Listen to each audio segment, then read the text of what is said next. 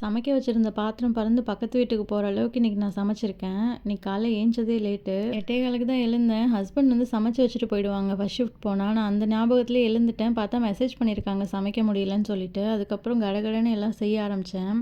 First பாப்பாவுக்கு பால் காய்ச்சி வச்சுட்டேன். ஏன்னா அவள் வந்து எழுந்துட்டானா நம்மளை எந்த வேலையும் பார்க்க விட மாட்டா. அதனால் அவள் வேலையெல்லாம் ஃபஸ்ட்டு முடிச்சு வச்சுட்டேன். அப்படியே உருளைக்கிழங்கு பொரியல் செஞ்சிடலான்னு சொல்லிட்டு உருளைக்கிழங்கும் வேக வச்சுட்டேன். என் ஹஸ்பண்ட் வந்து தயிர் மட்டும் தாளிச்சிட்டு உருளைக்கிழங்கு பொரியல் செஞ்சுரு, வேறு ஏதாவது ரெடி பண்ணி லேட் ஆக்கிடாத லாகின் பண்ணுறதுக்குன்னு சொல்லிட்டு தான் போனாங்க. ஆனால் நான் அதையும் கேட்காம ஃப்ரைடே தானேன்னு சொல்லிட்டு மோர் குழம்பு வைக்கலான்னு வந்தேன்.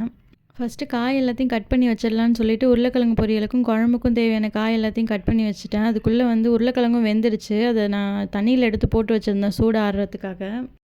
அப்பயே என் பொண்ணு எழுந்து வந்துட்டா. அவளுக்கு போயிட்டு ஆற்றி வச்ச பாலை கொடுத்துட்டு அதுக்கப்புறம் வந்து குழம்பு வைக்க கண்டினியூ பண்ணிகிட்டு இருந்தேன். குழம்புக்கு ஒரு பக்கம் சௌச்சௌ வேக வச்சுட்டு இந்த பக்கம் உருளைக்கிழங்கும் உரித்து கட் பண்ணி வச்சுட்டேன். அப்படியே குழம்புக்கு ஊற்றுற மசாலா ரெடி பண்ணிகிட்டு இருந்தேன். அது ரெடி ஆனதுக்கப்புறமா சௌச்சௌவும் வெந்துருச்சு. அதுலேயே அதையும் கொட்டிட்டேன். இந்த மசாலா போட்டதுக்கப்புறமா ஒரு 5 மினிட்ஸ் இதை வேக வச்சுட்டு அதுக்கப்புறம் இதில் தயிரை ஊற்றணும். ஆக்சுவலாக நான் தயிர் ஊற்றுற வீடியோவை எங்கே போட்டேன்னு தெரியல, காணவே இல்லை ஃபோனில்.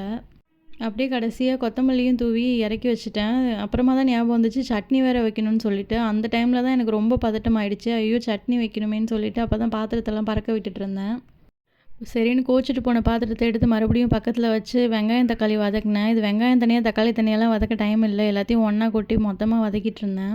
சட்னிக்கு வேக வச்ச வெங்காயம் தக்காளியும் வெந்துருச்சு. சரின்ட்டு அதையும் அரைச்சி ரெடி பண்ணி வச்சுட்டு தாளிச்சிட்டு இருந்தேன். அப்படியே சைடில் உருளைக்கிழங்கு பொரியலும் ரெடி ஆகிடுச்சு. அப்படியே பாப்பா பார்த்துக்கிற அக்காவும் வந்துட்டாங்க. எனக்கும் அவங்களுக்கும் சேர்த்து டீ போட்டுட்டு வந்து மணியை பார்த்தா 10 ஆகிடுச்சு. சரின்னு எடுத்துகிட்டு வந்துட்டு அப்படியே லாகின் பண்ணி உட்காந்துட்டேன்.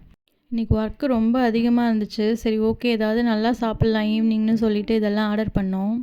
டோனட், சாண்ட்விட்சு, பீட்சா 3 ஆர்டர் பண்ணோம். பாப்பாவுக்கு டோனட் கொடுத்துட்டு மற்ற 2 நாங்கள் சாப்பிட்லான்னு நினச்சோம். ஆனால் என் பொண்ணு வந்தோடனே ஃபஸ்ட்டு பீட்சாவில் தான் கை வச்சா. அம்மா பீட்சா அப்படின்னு சொல்லிட்டு எடுத்துக்கிட்டு இருந்தா. இப்படியே ஃப்ரைடே ஈவினிங் ஹாப்பியாக போயிடுச்சு. பை.